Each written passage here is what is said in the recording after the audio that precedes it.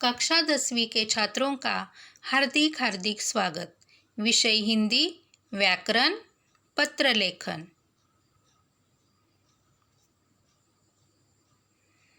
पत्र लेखन में औपचारिक पत्र की जानकारी लेंगे। परिचय। पत्र लेखन एक उपयोगी कला है। पत्र लिखने की परंपरा प्राचीन काल से चली आ रही है। पत्र अपने मन की भावना को वाणी देने का उत्तम साधन है। जीवन में सफल होने के लिए प्रभावी पत्र लेखन क्षमता होनी चाहिए। पत्र के प्रकार। पत्र दो प्रकार के होते हैं, औपचारिक पत्र, अनौपचारिक पत्र। प्रभावशाली पत्र लेखन कैसे लिखें? पत्र का लेख सुंदर, शुद्ध और स्पष्ट होना। पत्र की भाषा सरल और वाक्य छोटे हो। विषय की दोहराई कभी ना हो। पत्र लेखन में शिष्टता बनी रहनी चाहिए।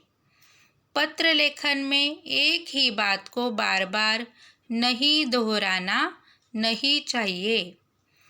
प्रारूप के अनुसार पत्र लेखन होना चाहिए। औपचारिक पत्र। औपचारिक पत्र उन्हें लिखा जाता है जिनसे हमारा कोई निजी संबंध न हो। औपचारिक पत्र लेखन में मुख्य रूप से संदेश, सूचना तथा तथ्यों को ही अधिक महत्व दिया जाता है।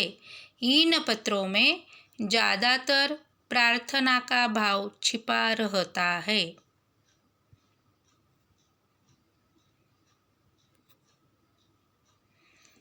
औपचारिक पत्र के अंग। पत्र भेजने वाले का नाम और पता सबसे ऊपर बाईं ओर। पत्र भेजने की तिथि। पत्र जिसे लिखा जा रहा है उसका नाम और पत्र। विषय।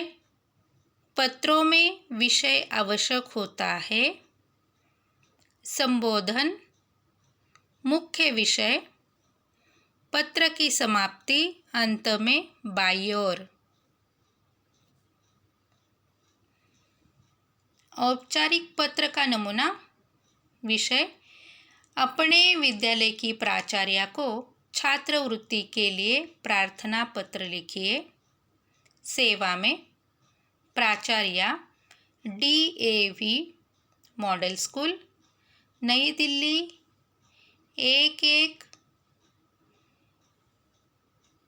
110088। विषय। छात्रवृत्ति प्राप्त करने के संबंध में। महोदया, विनम्र निवेदन यह है कि मैं 10वीं कक्षा की छात्रा हूँ।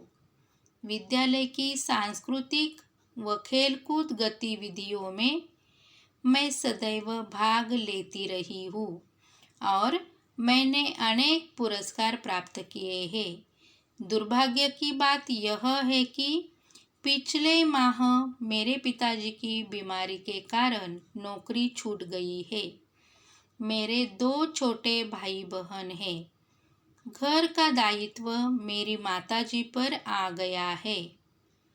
वह सिलाई का कार्य करके जीविका चला रही है, लेकिन कमरतोड़ महंगाई के कारण वे मेरी पढ़ाई का व्यय उठाने में असमर्थ है।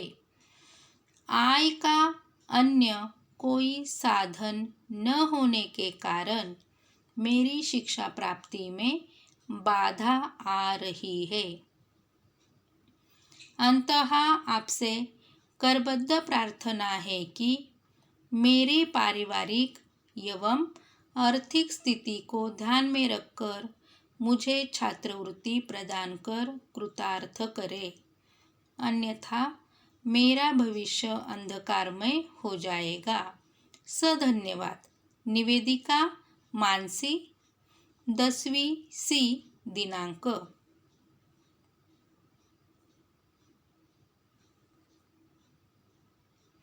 औपचारिक पत्र का प्रारूप, अधिकारी का पद, नाम व पता, विषय, संबोधन,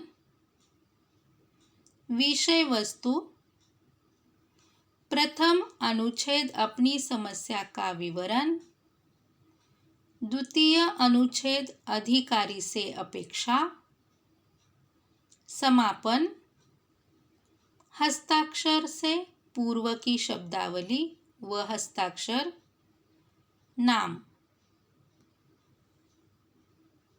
औपचारिक पत्र का प्रारूप इसी प्रकार होना चाहिए।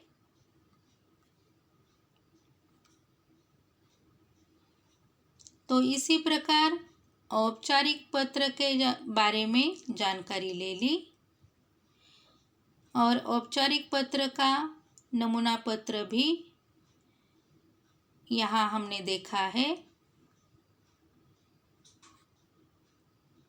धन्यवाद।